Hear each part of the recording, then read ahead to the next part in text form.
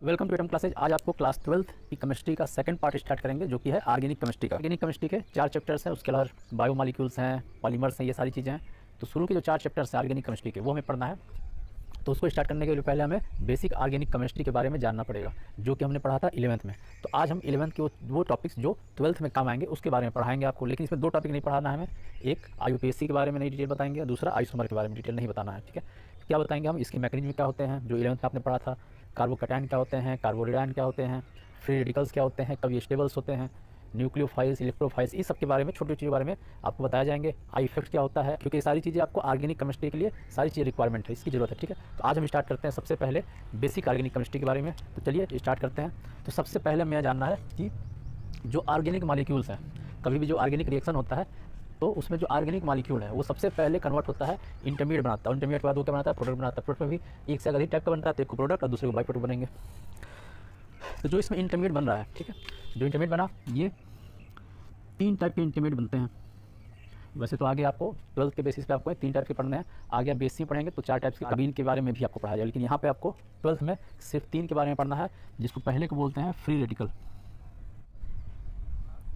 Free radical, दूसरे को बोलेंगे कार्बो एनायन और तीसरे को बोलते हैं कार्बोकैटायन। ये 3 इंटरमीडिएट बनते हैं और इसी इंटरमीडिएट बनने के बाद इसके बाद इसका प्रोडक्ट बन जाता है। ठीक है, तो इसमें डिपेंड करता है कि प्रोडक्ट कौन सा बनेगा, मेजर प्रोडक्ट कौन सा बन रहा है, वो किस पे डिपेंड करेगा कि इन तीनों में सबसे पहले तो इंटरमीडिएट कौन सा बनता है और वो इंटरमीडिएट में कौन सा ज़्यादा स्टेबल इंटरमीडिएट है। ठीक, जो स्टेबल होता है इंटरमीडिएट उसी का प्रोडक्ट ज़्यादा बनेगा। तो हमें यही आपको पढ़ना है। सबसे पहले स्टार्टिंग आपको यहीं से करेंगे कि ये 3 इसके बारे में बताया जाएगा। तो इस पूरे प्रोसेस को, ये बनता है तो इस पूरे प्रोसेस को बोलते हैं मैकेनिज्म। तो किसी भी ऑर्गेनिक मॉलिक्यूल्स हो या फिर इनऑर्गेनिक हो, तो मॉलिक्यूल्स में क्या होता है कि वो इंटरमीडिएट बना, इंटरमीडिएट से प्रोडक्ट बना, सारी चीज़ों का जो हम स्टडी करते हैं। तो स्टडी में क्या क्या करेंगे कि सबसे पहले तो इंटरमीडिएट बना, फिर कितने टाइम में बन रहा है, फिर प्रोडक्ट बना, फिर उसमें क्या टाइम लग रहा है, फिर इसका पूरा सीक्वेंस किस सीक्वेंस में बन रहा है, इस पूरे चीज़ों की जो स्टडी की जाती है, इन सभी पूरी स्टडी को कहते हैं मैकेनिज्म। तो हमें मैकेनिज्म ये होता है कि मैकेनिज्म, अब इसका अगर डिफिनीसन देखना चाहें तो आपको यहाँ पे इसका डिफिनीसन भी दिख रहा होगा। डिफिनीसन है इसका मैकेनिज्म का, ये डिफिनीसन है कि सीक्वेंशियल अरेंजमेंट होता है, सीक्वेंस चेंज होता है, जिसमें रिएक्टेंट से प्रोडक्ट बनता है। तो क्या सीक्वेंस होता है, उसमें क्या टाइमिंग लग रहा है, कितनी एनर्जी लग रही है, इन सारी चीज़ की जो स्टडी होती है इस सभी को बोलते हैं मैकेनिज्म। तो ये होता है मैकेनिज्म के बारे में। अब इसमें हमें पढ़ना है कि फिजन क्या होता है। फिजन मतलब होता है क्लीवेज, क्लीवेज या फिजन। तो ऑर्गेनिक कंपाउंड में हमें अगला टॉपिक पढ़ना है इसमें फिजन के बारे में, फिजन ऑफ ऑर्गेनिक कंपाउंड। तो ऑर्गेनिक कंपाउंड में जो फिजन होता है वो 2 टाइप से होता है। पहला होता है होमोलिटिक और दूसरा होता है हेटेरोलिटिक। फिजन का मतलब, फिजन या क्लीवेज का मतलब होता है टूटना। जो इसके बॉन्ड होते हैं, जो जैसे मान लेते हैं यहाँ पे A और B, ये एक कंपाउंड है जो जिसके पास एक बॉन्ड बनाओ। ये बॉन्ड कौन सा, ऑर्गेनिक कंपाउंड की बात करते हैं तो ये बॉन्ड होगा कोवैलेंट बॉन्ड। अब जो कोवैलेंट बॉन्ड बनेगा, ये कोवैलेंट बॉन्ड जो है 2 इलेक्ट्रॉन से मिलकर बनता है, और वो इलेक्ट्रॉन किसके होते हैं, एक इलेक्ट्रॉन इसका और इलेक्ट्रॉन इसका। तो ये क्या होता है, शेयरिंग ऑफ इलेक्ट्रॉन होता है, शेयरिंग ऑफ इलेक्ट्रॉन। तो किसकी शेयरिंग होती है, एक ये अपना शेयर करता है, ये अपना शेयर करता है, दोनों एक एक इलेक्ट्रॉन अपना शेयर करते हैं और इलेक्ट्रॉन बीच में आ जाता है। ठीक है, और इसी को ये क्या करता है, बॉन्ड का फॉर्मेशन करता है। ठीक है, तो अब जब इसका क्लीवेज होगा, जब इस बॉन्ड पर क्लीवेज होगा तो 2 तरीके से हो सकता है। पहला तरीका क्या है कि जो इसके दोनों इलेक्ट्रॉन है वो एक एक पे चले गए, या फिर क्या हो सकता है कि दोनों इलेक्ट्रॉन किसी एक ही एटम पे चले गए। ठीक है, तो 2 तरीका हो सकता है। पहला तरीका क्या है कि इसका जो इलेक्ट्रॉन है, एक इलेक्ट्रॉन यहाँ चला गया और दूसरा इलेक्ट्रॉन यहाँ चला गया। ठीक है, या फिर क्या हो सकता है, ये बॉन्ड के दोनों इलेक्ट्रॉन है वो किसी एक ही एटम पे चले गए, यहाँ से मान लेते हैं इस एटम पे चला गया। तो एक चीज़ और ध्यान रखना है कि अगर एक इलेक्ट्रॉन जाता है तो उसको हाफ कर्व एरो से इस तरीके नोट करते हैं, और अगर 2 इलेक्ट्रॉन जाता है तो ये फुल कर्व एरो, इसको बोलते हैं फुल कर्व। जिसमें ये पूरा बना, ये फुल कर्व एरो, केवल एक तरफ बना है तो इसको बोलते हैं हाफ कर्व एरो। ठीक है, तो ये 2 तरीके से हो सकता है, या फिर जो बॉन्ड है, जो इलेक्ट्रॉन है वो दोनों पे एक इलेक्ट्रॉन चला जाए, या फिर किसी एक पे दोनों इलेक्ट्रॉन चला गया। ठीक है, तो पहले वाला जो केस होता है, इस केस को बोलते हैं होमोलिटिक, होमोलिटिक क्लीवेज। होमोलिटिक का मतलब ऐसे समान रूप से हो रहा है, समान रूप से अगर क्लीवेज हुआ है तो इसको बोलते हैं होमोलिटिक क्लीवेज। और इसमें जो इंटरमीडिएट बनेगा वो बनेगा, ए पर एक इलेक्ट्रॉन हो गया और बी पर भी क्या हो गया, एक इलेक्ट्रॉन हो गया, और इसी को बोलते हैं फ्री रेडिकल। तो सबसे पहले तो बन जाता है फ्री रेडिकल। दूसरा, अगर जो बॉन्ड वाले इलेक्ट्रॉन है दोनों इलेक्ट्रॉन किसी एक ही पे चले गए तो इसमें क्या होता है, इसका नाम होता है हेटेरोलिटिक क्लीवेज। इसको बोलते हैं हेटेरोलिटिक क्लीवेज। तो हेटेरोलिटिक क्लीवेज में क्या होगा कि इस पे इसके पास इलेक्ट्रॉन चला गया, इसके पास इलेक्ट्रॉन पहुंचा, तो जिसके पास इलेक्ट्रॉन पहुंचा उस पर क्या हो जाएगा, निगेटिव चार्ज आ जाएगा। जिसमें बन गया ए और जो बी बना, तो बी पे आ जाएगा निगेटिव चार्ज और ए पे आ जाएगा पॉजिटिव चार्ज। अब यहाँ से जो इलेक्ट्रॉन जा रहा है, 2 इलेक्ट्रॉन गया, लेकिन एक ही नेगेटिव एक ही पॉजिटिव क्यों बना? वो इसलिए बना क्योंकि जो यहाँ पे 2 इलेक्ट्रॉन था, एक इलेक्ट्रॉन तो खुद इसी का था, तो इसका इलेक्ट्रॉन अपने पास चला गया, तो उसके कारण तो न्यूट्रल ही रहा, लेकिन ये एक इलेक्ट्रॉन ही केवल एक्स्ट्रा जा रहा है। यहाँ पे 2 इलेक्ट्रॉन जाता है, लेकिन एक इलेक्ट्रॉन खुद इसी का होता है, एक इलेक्ट्रॉन इसका जाता है, ठीक है। तो इसलिए ये बन गया, ठीक है। अब इसे क्या बोलेंगे? अगर ये पॉजिटिव है तो इसको बोलते हैं, यहाँ लिख देते हैं ऊपर, कार्बो कैटायन, और अगर ये निगेटिव है तो इसको बोलेंगे कार्बो एनायन, ठीक है। तो ये होता है कार्बो कैटायन और कार्बो एनायन। तो ये तीनों जो बन रहे हैं, कार्बो कैटायन, कार्बो एनायन और फ्री रेडिकल, ये तीनों क्या होते हैं? इंटरमीडिएट होते हैं। तो हमें जानना है कौन सा इंटरमीडिएट ज़्यादा स्टेबल होगा, और क्योंकि जो स्टेबल होगा उसी से प्रोडक्ट ज़्यादा बनना है, हमें प्रोडक्ट ही देखना है, तो हमें तो इन तीनों में देखेंगे कौन सा इंटरमीडिएट ज़्यादा स्टेबल होगा। एक एक करके हमें तीनों के बारे में पढ़ना है, फ्री रेडिकल, कार्बो कैटायन और कार्बो एनायन के बारे में। तो सबसे पहले बताते हैं कार्बो कैटायन के बारे में। तो कार्बो कैटायन क्या होता है? जिस पर पॉजिटिव चार्ज होता है, हिंदी बोलते हैं इसको कार्बो धनायन, ठीक है। इसमें भी जैसे ये कार्बन हो गया, और कार्बन की जो है 4 वैलेंसी होती है, तो अगर 3 वैलेंसी यहाँ पर बना दिए, हाइड्रोजन हाइड्रोजन हाइड्रोजन, और इस पर जाएगा पॉजिटिव चार्ज, क्योंकि 4 वैलेंसी होती है, तो एक वैलेंसी में क्या आ गया, उसका इलेक्ट्रॉन चला गया, तो पॉजिटिव आ गया। एक ये हो सकता है, या फिर CH3 ग्रुप ले लेते हैं, ये ग्रुप आ गया, यहाँ पर हाइड्रोजन और यहाँ पर हाइड्रोजन, एक ऐसा हो सकता है, या फिर 2 तरफ इसमें CH3 ग्रुप आ जाएगा, ऐसा भी हो सकता है, और एक तरफ हाइड्रोजन, या फिर तीनों तरफ CH3 ग्रुप आ सकता है। तो अगर कार्बन से अगर CH3 ग्रुप जो जुड़ा हुआ है, एक यहाँ पे एक जुड़ा हुआ है, यहाँ पे 2 ग्रुप जुड़ा हुआ है, यहाँ पे तीनों ग्रुप जुड़ा हुआ है, तो अगर इस कार्बन से जिस पे पॉजिटिव चार्ज है उस कार्बन से अगर एक CH3 ग्रुप जुड़ा हुआ है, तो इस टाइप के कार्बो कैटायन को, इस टाइप के जो कार्बो कैटायन को बोलते हैं प्राइमरी कार्बो कैटायन, या फिर 1 डिग्री, इसको बोलते हैं 1 डिग्री कार्बो कैटायन। अब यहाँ पे क्या है, दो CH3 ग्रुप जुड़ा हुआ है, एक ये और एक ये, तो अगर 2 जुड़ा हुआ तो उसको बोलते हैं 2 डिग्री, या फिर सेकेंडरी कार्बो कैटायन, ये हो जाता है 2 डिग्री, और ये होता है 3 डिग्री, 3 डिग्री कार्बो कैटायन। और ये क्या है? ये मेथिल है, एक कार्बन का, तो इसको मेथिल बोलते हैं। तो कार्बो कैटायन भी है, ये 4 टाइप्स हो सकते हैं, मेथिल हो सकता है, 1 डिग्री कार्बो कैटायन हो सकता है, 2 डिग्री कार्बो कैटायन हो सकता है, या फिर 3 डिग्री कार्बो कैटायन हो सकता है। दोबारा बताते हैं, 1 डिग्री का मतलब क्या होता है कि कार्बन जो पॉजिटिव चार्ज है उसे कितने कार्बन के ग्रुप जुड़े हुए हैं, एक कार्बन के ग्रुप बाकी 2 क्या हाइड्रोजन। 2 डिग्री में क्या होगा? इससे क्या होगा? 2 कार्बन के ग्रुप जुड़े हैं, इधर जुड़ा है, इधर जुड़ा है, 2 जुड़ा हुआ है, बाकी हाइड्रोजन। 3 डिग्री में क्या होगा? उसके तीनों की तरफ क्या होगा? कार्बन का जुड़ा हुआ है, चाहे एक कार्बन हो सकता है, एक ज़्यादा कार्बन हो सकता है, ठीक, कार्बन का जुड़ा हुआ है, सिंपल करने के लिए लिखे हुए हैं। ये 4 टाइप्स होते हैं कार्बो कैटायन, मेथिल, 1 डिग्री, 2 डिग्री और 3 डिग्री। अब हमें इन तीनों में स्टेबिलिटी देखना है कि तीनों में ज़्यादा स्टेबल कौन सा होगा, ठीक। स्टेबिलिटी को देखने के लिए यहाँ पे हम लेते हैं प्लस आई इफेक्ट। अब ये जानना है कि प्लस इफेक्ट क्या होता है, कि हम आगे आपको भी इसी लेक्चर में आगे डिटेल बताएंगे प्लस इफेक्ट क्या होता है। यहाँ बस आपको प्लस इफेक्ट का, इसके क्या इफेक्ट होता है वो बता देते हैं। यहाँ पर जो है CH3 ग्रुप है, तो CH3 ग्रुप बोलते हैं इलेक्ट्रॉन डोनर ग्रुप, एक ये जानना है, दूसरा जानना है इलेक्ट्रॉन डोनर ग्रुप। ये सारी चीज़ आपको भी आगे करके सब पता चलेगा, इलेक्ट्रॉन डोनर ग्रुप क्या होता है, प्लस इफेक्ट क्या होता है, माइनस इफेक्ट क्या होता है, या इलेक्ट्रॉन एक्सेप्टर ग्रुप क्या होता है, ये सारी जानना है, ठीक है। तो CH3 ग्रुप है वो इलेक्ट्रॉन डोनर ग्रुप है, तो इलेक्ट्रॉन डोनर ग्रुप है, क्या करेगा? बॉन्डेड बाय इलेक्ट्रॉन उसको डोनेट करेगा। यहाँ पर ये जो बॉन्ड बना है, पहले बताया था कि बॉन्ड बना है, इसमें 2 इलेक्ट्रॉन होते हैं, तो इलेक्ट्रॉन क्या करेंगे? हल्का सा शिफ्ट कर जाएंगे, किसकी तरफ? इसकी तरफ शिफ्ट कर जाएंगे, यहाँ से इलेक्ट्रॉन शिफ्ट करेगा। तो जब ये इलेक्ट्रॉन शिफ्ट करेगा, इसमें क्या पॉजिटिव चार्ज है, तो पॉजिटिव चार्ज क्या होगा इसका? जो इफेक्ट हल्का सा घट जाएगा। अब यहाँ पर क्या होगा? यहाँ पर एक CH3 यहाँ पर है, यहाँ से भी अपना इलेक्ट्रॉन को भेजेगा, और इस यहाँ ये भी अपने इलेक्ट्रॉन को भेजेगा, तो इसका चार्ज है इससे ज़्यादा इसका चार्ज घट जाएगा। क्यों घटेगा? 2 तरफ से इलेक्ट्रॉन इसके पास आ रहा है, इसका चार्ज इसके कंपेयर में ज़्यादा घटेगा। यहाँ पे क्या 3 तरफ से आ रहा है, यहाँ से भी आया, यहाँ से भी आया, 3 तरफ से इलेक्ट्रॉन इसके पास पहुंचा, तो इलेक्ट्रॉन इसके पास पहुंचा 3 तरफ से, इसका पॉजिटिव चार्ज है वो और ज़्यादा घट जाएगा, इससे कंपेयर ज़्यादा घटेगा, ये सबसे ज़्यादा घट जाएगा। और हाइड्रोजन जो है ये इफेक्ट नहीं दिखाता है, ठीक है, क्योंकि दोनों की इलेक्ट्रॉनिटी सेम होती है, तो हाइड्रोजन ये इफेक्ट नहीं दिखाता है, इसके कारण इस पे इसके चार्ज पे कोई फर्क नहीं पड़ेगा, ना चार्ज का बढ़ेगा ना घटेगा, ठीक है। तो सबसे ज़्यादा पॉजिटिव चार्ज इसका है, उससे कम इसका, उससे कम इसका, और सबसे कम पॉजिटिव चार्ज इसका है। तो इसमें स्टेबल कौन सा होगा? जो भी कार्बो कैटायन या फिर जो भी एटम्स होता है, जितना कम चार्ज होता है, चाहे पॉजिटिव चार्ज हो चाहे नेगेटिव चार्ज, सबसे कम से कम जो चार्ज होता है वही ज़्यादा स्टेबल होता है। तो इस वाले का सबसे कम चार्ज है तो सबसे ज़्यादा स्टेबल है। किसी भी एटम पे जो चार्ज जितना कम रहेगा उतना ज़्यादा स्टेबल होगा, चार्ज ज़्यादा हो जाएगा तो हो जाएगा अनस्टेबल, ठीक है। तो इसमें अगर हम स्टेबिलिटी का अगर देखते हैं, इसमें से कौन सा इंटरमीडिएट ज़्यादा स्टेबल है या फिर कौन सा कार्बो कैटायन ज़्यादा स्टेबल है, तो 3 डिग्री कार्बो कैटायन सबसे ज़्यादा स्टेबल है। 3 डिग्री, उसके बाद आता है 2 डिग्री, उसके बाद आता है 1 डिग्री, उसके बाद आता है मेथिल ग्रुप CH3+, ठीक है। तो ये इनका स्टेबिलिटी क्रम है, ठीक है, ये कौन सा ज़्यादा स्टेबल है, तो हमें यही सब जानना है। सबसे पहले इसकी स्टेबिलिटी देख लिया, अब हमें अगला पढ़ना है कार्बो एनायन के बारे में, तो उसकी स्टेबिलिटी देखना है। यहाँ पे देखते हैं कार्बो एनायन, कार्बो एनायन, कार्बो एनायन का हिंदी क्या होता है? कार्बो रिडायन। तो अब इस पर चार्ज जाएगा, नेगेटिव चार्ज हो जाएगा, तो यहाँ लिख देते हैं नेगेटिव चार्ज, यहाँ पर भी, यहाँ पर भी, यहाँ पर भी, यहाँ पर भी, इन सभी पे क्या होगा? नेगेटिव चार्ज हो गया। अब यहाँ नेगेटिव चार्ज है, यहाँ पर भी इसको बोलेंगे 1 डिग्री कार्बो, ये एनायन हो जाएगा, कार्बो एनायन, क्योंकि इस पे नेगेटिव चार्ज है। ये 1 डिग्री कार्बन है, 2 डिग्री कार्बन है, और ये क्या हो गया? 3 डिग्री कार्बन है। अब ये कार्बन है, अब इसमें स्टेबिलिटी में देखना है। यहाँ पर भी जो CH3 ग्रुप है वो क्या है? इलेक्ट्रॉन डोनर का ही काम कर रहा है, ठीक है। इलेक्ट्रॉन डोनर इसके कारण जो ये क्या कर रहा है? इलेक्ट्रॉन यहाँ भेज रहा है, इलेक्ट्रॉन जब यहाँ गया तो इस पे क्या हो गया? ये पहले से रीड था, ठीक है। इसका जो है जो चार्ज है, नेगेटिव चार्ज है वो क्या हो जाएगा? और इंक्रीज कर जाएगा। तो इसके कारण जो है इस पे जो चार्ज है इंक्रीज कर गया और ये बढ़ गया। अब यहाँ पे क्या 2 तरफ से है, 2 तरफ से इसका चार्ज और ज़्यादा बढ़ गया, यहाँ 3 तरफ से है इसका चार्ज और ज़्यादा बढ़ गया। तो स्टेबिलिटी का क्रम, स्टेबिलिटी कैसे देखते हैं? जिस पे चार्ज सबसे कम वो ज़्यादा स्टेबल। यहाँ पे अगर हम इसकी स्टेबिलिटी देखते हैं, स्टेबिलिटी यहाँ किसका देखना है? कार्बो एनायन की स्टेबिलिटी था, कार्बो कैटायन का, कार्बो कैटायन की स्टेबिलिटी यहाँ पे देखना कार्बो एनायन की, ठीक है। यहाँ पे सबसे ज़्यादा स्टेबल होगा ये वाला, क्यों होगा? क्योंकि इसका जो भी चार्ज है वो चार्ज रुका होगा, लेकिन इस पे चार्ज और ज़्यादा बढ़ गया, इस पे और ज़्यादा, यहाँ पे सबसे ज़्यादा चार्ज है, तो जितना चार्ज ज़्यादा उतना स्टेबिलिटी कम, तो सबसे ज़्यादा स्टेबल ये हो जाएगा CH3, इससे कम स्टेबल ये, इसके बाद ये और इसके बाद ये, इससे अगर अपोजिट ट्रेंड आता है इसका कार्बो कैटायन और कार्बो एनायन का, ठीक है। ये दोनों की स्टेबिलिटी हो गई हमें। अगला हमें जाना है फ्री रेडिकल के बारे में। अब हमें तीसरा देखना है मुक्त मूलक के बारे में, फ्री रेडिकल। फ्री रेडिकल की स्टेबिलिटी देखते हैं, यहाँ पे भी जो है मेथिल फ्री रेडिकल होगा, 1 degree free radical, 2 degree free radical और 3 डिग्री फ्री रेडिकल लेंगे। हाइड्रोजन हाइड्रोजन और यहाँ हाइड्रोजन, अगले में होगा यहाँ पर CH3, यहाँ हाइड्रोजन और यहाँ हाइड्रोजन, अगला इधर की तरफ CH3, यहाँ पर CH3 और इधर तरफ हो गया हाइड्रोजन, और अगला लास्ट CH3 CH3 CH3, ये फ्री रेडिकल। हर चीज़ जानने के पहले एक चीज़ जानना है कि अल्फा कार्बन क्या होता है, अल्फा हाइड्रोजन क्या होता है, बीटा हाइड्रोजन क्या होता है, ये आप बनाते हैं। ये कार्बन का एक सीक्वेंस बना, अगर इस कार्बन पे नेगेटिव चार्ज हो, पॉजिटिव चार्ज हो, फ्री रेडिकल कुछ भी हो, ठीक है, नेगेटिव पॉजिटिव फ्री रेडिकल का जाना, इसे बता देते हैं। तो इसके जो बगल वाला कार्बन है, ठीक है, इस कार्बन के जो बगल का कार्बन है, तो बगल कौन सा? इधर की तरफ बगल में, इधर की तरफ बगल में, तो जस्ट जो एडजेसेंट कार्बन है, जस्ट बगल का जो कार्बन है, उस कार्बन को बोलते हैं अल्फा कार्बन। तो यहाँ पे ये फ्री रेडिकल होगा, इसके बगल कार्बन ये वाला है, और ये कार्बन क्या जाएगा? इसको बोलेंगे अल्फा कार्बन। उसी तरह ये वाला भी अल्फा कार्बन होगा। इसके बाद जो कार्बन है उसको बोलते हैं बीटा कार्बन, उसके बाद लोग बोलते हैं गामा कार्बन। हमें ज़्यादा नहीं जाना यहाँ पे, केवल अल्फा कार्बन से ही मतलब है, ठीक है। तो ये अल्फा कार्बन और इस कार्बन पे हाइड्रोजन है, जैसे यहाँ पे देखिए हमारे हाइड्रोजन है, इस हाइड्रोजन को बोलते हैं अल्फा हाइड्रोजन। यहाँ और यहाँ पर भी हैं। तो ये पूछ दे कि अब ये पूछ दे कि इसके पास कितने अल्फा हाइड्रोजन है, तो इसके बगल वाला कार्बन ये है, यहाँ पे क्या है 2 ही अल्फा हाइड्रोजन है, और यहाँ इसके बगल ये 2 है। तो इसका मतलब इसके पास जो 4 अल्फा हाइड्रोजन है, कितनी संख्या, 4 अल्फा हाइड्रोजन संख्या है। तो यहाँ पे जो फ्री रेडिकल की स्टेबिलिटी होती है वो किस पे डिपेंड करती है, number of alpha hydrogen. Alpha hydrogen संख्या जितनी ज़्यादा होगी उतना ज़्यादा ये स्टेबल होगा। तो यहाँ पे देखते हैं, इसको पहले मिटाते हैं। अब इसके पास कितने अल्फा हाइड्रोजन, तो इसके पास एक भी अल्फा हाइड्रोजन नहीं है, क्योंकि इससे कोई कार्बन जुड़ा ही नहीं है, अल्फा कार्बन ही नहीं है, तो अल्फा हाइड्रोजन नहीं है। तो इसके पास यहाँ पे लिखते हैं नंबर ऑफ अल्फा हाइड्रोजन। तो सबसे पहले इसके पास कितना है, तो इसके पास है 0।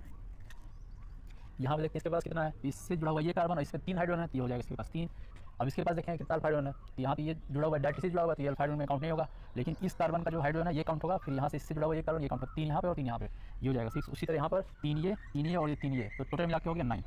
तो 9 अल्फा हाइड्रोजन यहाँ पे।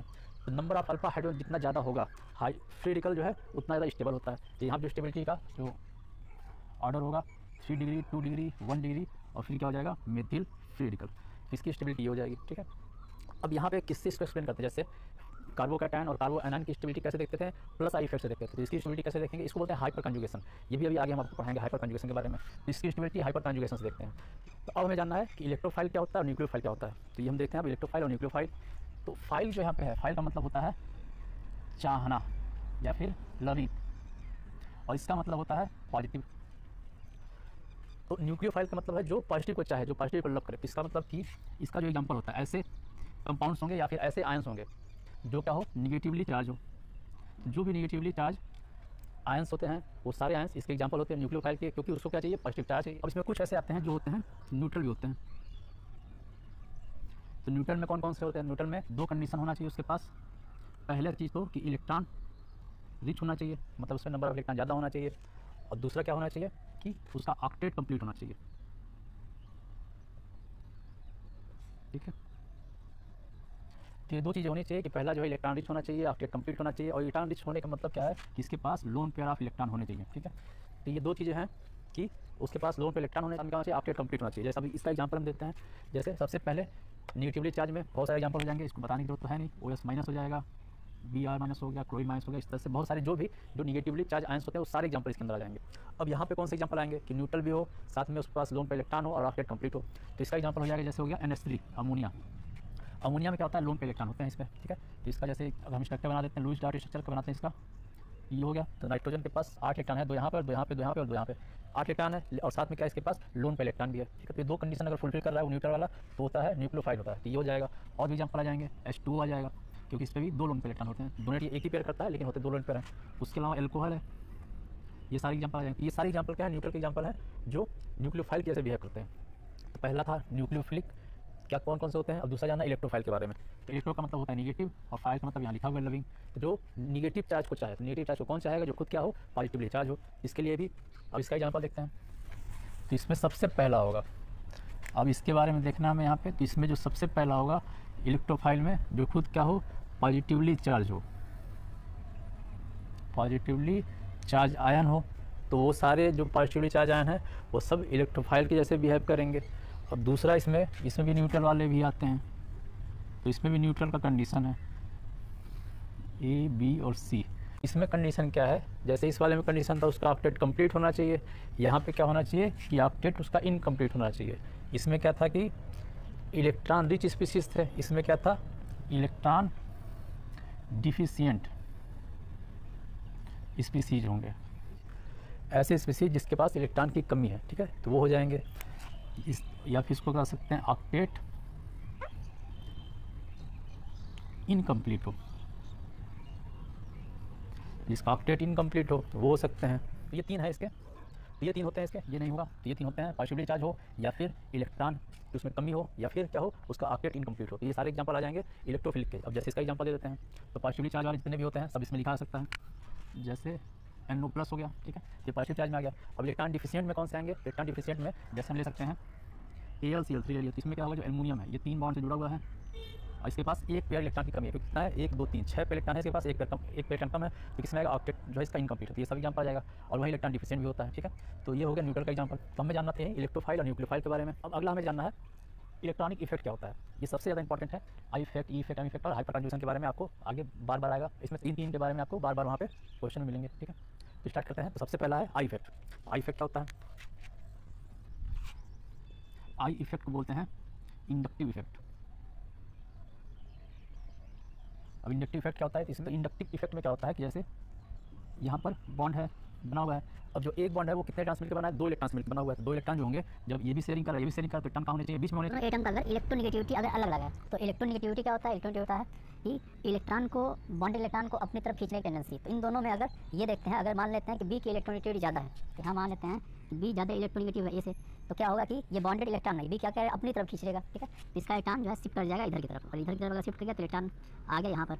अब इलेक्ट्रॉन जैसे इधर की तरफ शिफ्ट करेगा तो इलेक्ट्रॉन पर होता है निगेटिवली चार्ज, ठीक है। तो इस बी पर होगा एक पार्शियल नेगेटिव चार्ज जनरेट हो जाएगा।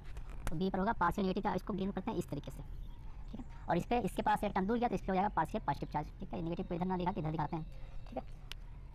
तो इस पे हो गया पार्शियल पॉजिटिव चार्ज, इस पे हो गया पार्शियल नेगेटिव चार्ज। इसी इफेक्ट को जो इलेक्ट्रॉन, कौन सा इलेक्ट्रॉन? बॉन्डेड इलेक्ट्रॉन इसी एक एटम की तरफ शिफ्ट करता है, इसी बोलते हैं इंडक्टिव इफेक्ट या आई इफेक्ट। तो आई इफेक्ट क्या होता है कि बॉन्डेड इलेक्ट्रॉन जब किसी एक एटम की तरफ शिफ्ट कर जाते हैं, इस इफेक्ट को बोलते हैं इंडक्टिव इफेक्ट या आई इफेक्ट। अब आई इफेक्ट भी 2 टाइप का होता है, ठीक है। एक बोलते हैं प्लस आई इफेक्ट, दूसरा बोलते हैं माइनस आई इफेक्ट। तो यहाँ पे वो समझा देते हैं। पहला लिख देते हैं माइनस आई इफेक्ट। तो माइनस आई इफेक्ट में ये देखना है जैसे अगर ये कार्बन है और इसके साथ मान लेते हैं जुड़ा हुआ है कोई ए, ठीक है। अब इन दोनों में से ये सी तो कार्बन है और ये ए को एक मान लेते हैं कोई एक एलिमेंट है। अब इन दोनों में से अगर हम ये मानते हैं ए और सी में से कि ए की इलेक्ट्रोनेगेटिविटी ज़्यादा है, ए ज़्यादा इलेक्ट्रोनेगेटिव है किससे? सी कार्बन से। अगर ए ज़्यादा इलेक्ट्रोनेगेटिव होगा तो क्या करेगा कि इसके जो बॉन्ड वाले इलेक्ट्रॉन है ये क्या करेगा? अपनी तरफ खींच लेगा। तो इसके जो इलेक्ट्रॉन है वो शिफ्ट कर जाएंगे हल्का सा इधर की तरफ, और इधर की तरफ शिफ्ट कर दिए तो इस पर जाएगा चार्ज पार्शियल नेगेटिव और इस पर जाएगा पार्शियल पॉजिटिव, ठीक है।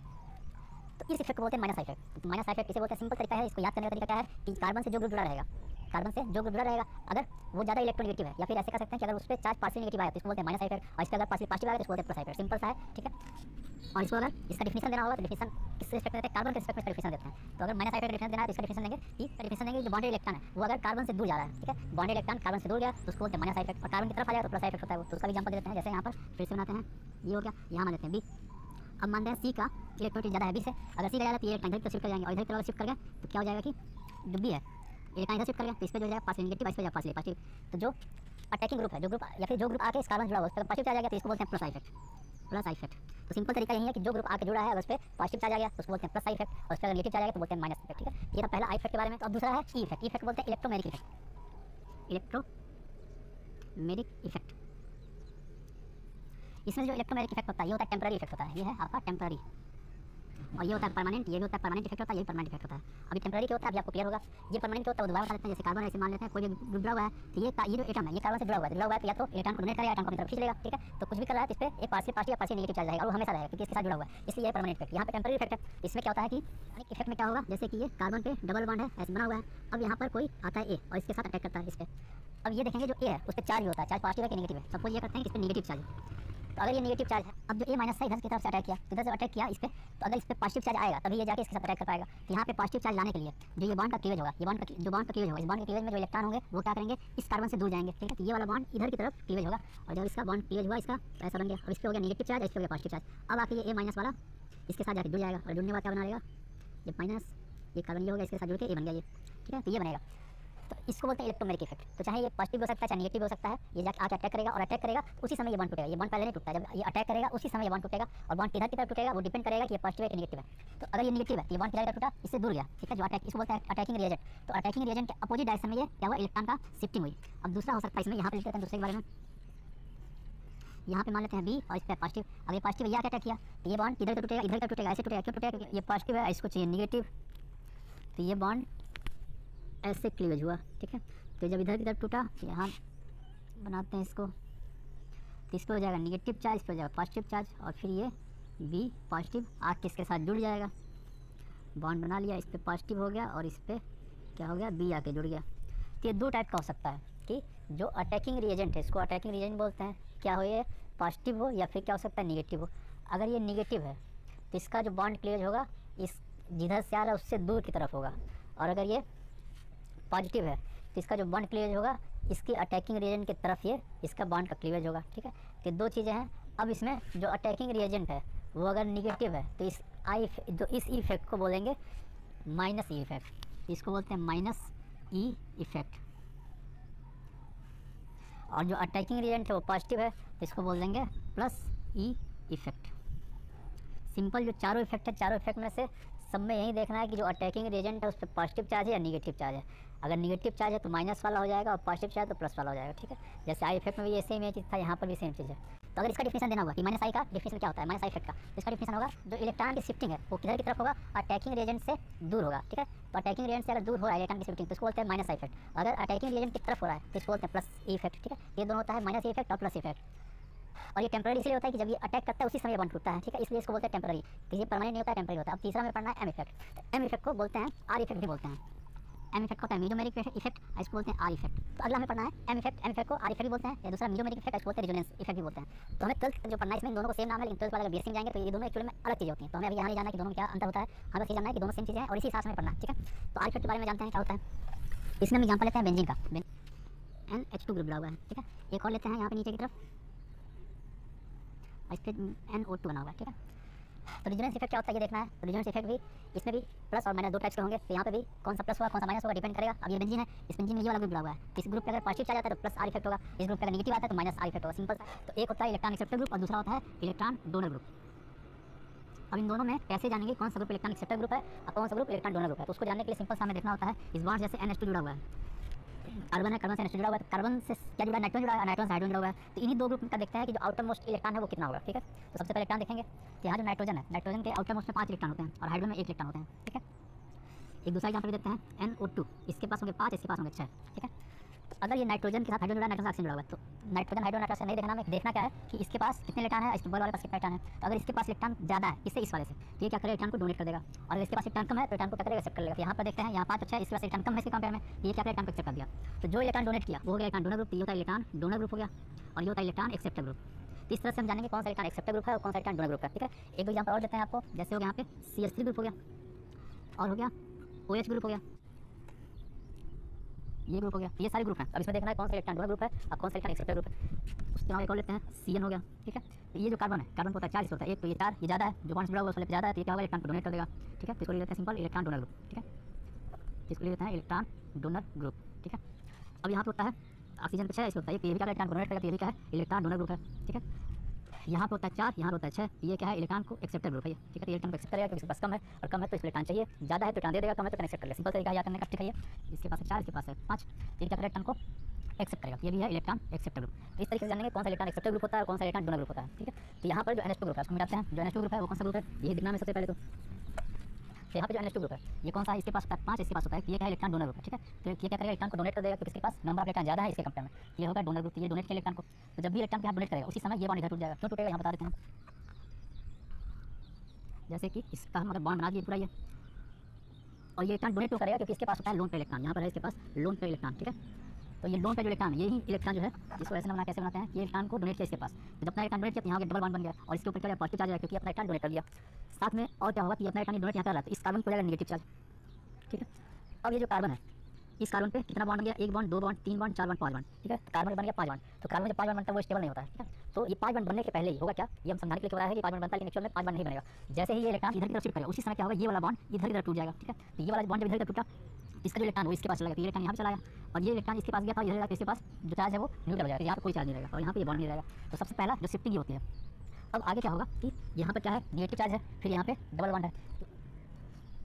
अब क्या होगा, यहाँ डबल बॉन्ड है, ये बॉन्ड जो है इधर तक टूटेगा। इधर तक क्यों टूटेगा क्योंकि यहाँ पे कौन सा इफेक्ट आएगा, ई इफेक्ट। जब बताएं ई इफेक्ट का ये माइनस है तो ये बॉन्ड जो इधर तक टूटेगा, ठीक है। तो इधर तक टूटा बॉन्ड, जब इधर टूटा इस वाले पे यहाँ बताते हैं क्या बना, यहाँ पे डबल बॉन्ड के साथ NH2 प्लस यहाँ पे बॉन्ड हो गया। अब ये बॉन्ड इधर तक टूटा तो यहाँ पे आ गया नेगेटिव चार्ज और यहाँ पे आ जाएगा पॉजिटिव चार्ज और यहाँ पे नेगेटिव चार्ज पहले से था। ये नेगेटिव और ये पॉजिटिव मिलकर क्या करेंगे, यहाँ पे बॉन्ड बना लेंगे। यहाँ पे बॉन्ड का फॉर्मेशन ये इलेक्ट्रॉन शिफ्ट कर जाता है, फिर यहाँ पे ये बॉन्ड का फॉर्मेशन कर लिया। अब यहाँ पे नेगेटिव यहाँ पे डबल बॉन्ड वापस से जैसे होता है, यहाँ पे ये वाला बॉन्ड इधर तक टूटेगा और टूटा तो यहाँ पे प्लस और यहाँ पे माइनस। तो इसको बना देते हैं यहाँ पे डबल बॉन्ड के साथ NH2 प्लस में और यहाँ पे जाएगा माइनस और फिर इलेक्ट्रॉन यहाँ प्लस हो जाएगा और इलेक्ट्रॉन इधर तक शिफ्ट कर जाएगा। इसको माइनस हटाने के लिए यहाँ बन जाएगा बॉन्ड, ये बन गया। अगला क्या होगा, यहाँ फिर से चार्ज है नेगेटिव चार्ज, यहाँ डबल बॉन्ड है, ये शिफ्ट करेगा इधर की तरफ और ये वाला शिफ्ट कर जाएगा यहाँ की तरफ। तो अगला हो जाएगा यहाँ पे ये 2 बॉन्ड तो था ही, अब ये जब शिफ्ट किया यहाँ पे सिंगल बॉन्ड बन गया और इसका पॉजिटिव चार्ज हट गया क्योंकि इसके पास इलेक्ट्रॉन वापस आ गया और यहाँ बॉन्ड बन जाएगा क्योंकि इधर गया यहाँ पे हो गया प्लस और ये प्लस से माइनस मिलकर यहाँ बॉन्ड बना लिया। इसी इफेक्ट को बोलते हैं रेजोनेंस इफेक्ट या फिर एम इफेक्ट, मीजोमेरिक इफेक्ट, ठीक है। अब यहाँ पे वही सेम चीज़ यहाँ पे NO2 में देखते हैं। तो NO2 में क्या है, ये इलेक्ट्रॉन इसके होता है 5, इसके होता है 6, तो ये क्या करेगा, इलेक्ट्रॉन को एक्सेप्ट करेगा, इलेक्ट्रॉन को अपनी तरफ खींचेगा। तो ये इलेक्ट्रॉन कौन सा किसका, यही बॉन्ड वाला, ये बॉन्ड के इलेक्ट्रॉन शिफ्ट कर जाता है इधर की तरफ और जब इधर शिफ्ट करेगा यहाँ से ये फिर इधर की तरफ शिफ्ट कर जाएगा। सेम जैसे यहाँ पर इधर गया यहाँ की तरफ यहाँ पे इधर गया और ये फिर वापस यहाँ गया। तो क्या यहाँ बनाता है सबसे पहले तो यहाँ हो गया डबल बॉन्ड NO2 हो गया, अब इलेक्ट्रॉन ऊपर गया तो इस हो जाएगा नेगेटिव चार्ज, ठीक है। और यहाँ पे हो जाएगा पॉजिटिव चार्ज, क्योंकि इलेक्ट्रॉन गया तो यहाँ पे पॉजिटिव चार्ज आएगा। अब ये पॉजिटिव डबल बॉन्ड है, ये वाला बॉन्ड इधर टूटेगा, ठीक है। यहाँ हो गया नेगेटिव और ये नेगेटिव, ये पॉजिटिव मिलकर यहाँ बॉन्ड बना लेंगे और यहाँ पे हो जाएगा फिर पॉजिटिव चार्ज आएगा। तो ऐसे इसको वापस बनाते हैं। यहाँ डबल बॉन्ड के साथ NO2 नेगेटिव, ये जो बॉन्ड रह गया, अब ये इधर शिफ्ट कर गया तो यहाँ पे हो जाएगा पॉजिटिव चार्ज, यहाँ पे नेगेटिव आ गया और यहाँ पे यहाँ नेगेटिव आ गया, यहाँ पॉजिटिव था। ये दोनों मिलकर यहाँ पे क्या करेंगे, बॉन्ड फॉर्मेशन कर लेंगे, तो ये बन गया। अगले में क्या होगा, फिर से ये वाला बॉन्ड टूटेगा और इधर टूटेगा, इधर टूटा तो यहाँ माइनस, यहाँ प्लस, यहाँ बॉन्ड बन गया और यहाँ पे पॉजिटिव चार्ज आ जाएगा। तो ये हो गया इस तरीके से बॉन्ड बन गया, यहाँ पॉजिटिव चार्ज आ गया और यहाँ पे डबल बॉन्ड के साथ NO2 माइनस हो गया। अब यहाँ पे क्या है, ये भी क्या करेगा, फिर से ये वाला इलेक्ट्रॉन शिफ्ट करेगा ऐसे इधर की तरफ। जब इधर शिफ्ट किया तो इसका यहाँ पे डबल बॉन्ड बन गया और इस पे जो चार्ज था वो चार्ज हट गया क्योंकि इसका इलेक्ट्रॉन भी चला गया यहाँ से। तो नेक्स्ट इस वाले में हो गया यहाँ बॉन्ड, ये वाला बॉन्ड यहाँ बन जाएगा, यहाँ हो जाएगा NO2, ठीक है। ये जैसा था वैसा लास्ट में वैसा बन गया। तो इसमें क्या हो रहा है, जो इलेक्ट्रॉन हो रहा है वो पूरा जो है यहाँ से घूम के वापस यहाँ पे आ रहा है। तो कभी भी इलेक्ट्रॉन किसी भी कंपाउंड में घूम के जहाँ से चला है, घूम फिर के फिर अगर वहाँ पे आ जाता है तो इसको बोलते हैं रिजोनेंस इफेक्ट बोलते हैं। तो यहाँ रिजोनेंस इफेक्ट है। अब रिजोनेंस इफेक्ट में दो टाइप का है कि इस वाले से इलेक्ट्रॉन दूर जा रहा है, फिर इस वाले में क्या इसके पास आ रहा है। अगर इस इलेक्ट्रॉन दूर जा रहा है तो ये पॉजिटिव चार्ज बना लिया, तो इस वाले इफेक्ट बोलते हैं प्लस R इफेक्ट, इसको बोलेंगे माइनस R इफेक्ट, क्योंकि इसका जो ग्रुप है इस पे चार्ज है नेगेटिव चार्ज आ रहा है। तो ये दो टाइप होता है। अगर मीडियम में बोलना चाहते हैं तो इसको बोल सकते हैं प्लस M इफेक्ट और इसको बोलते हैं माइनस M इफेक्ट। ये है आपका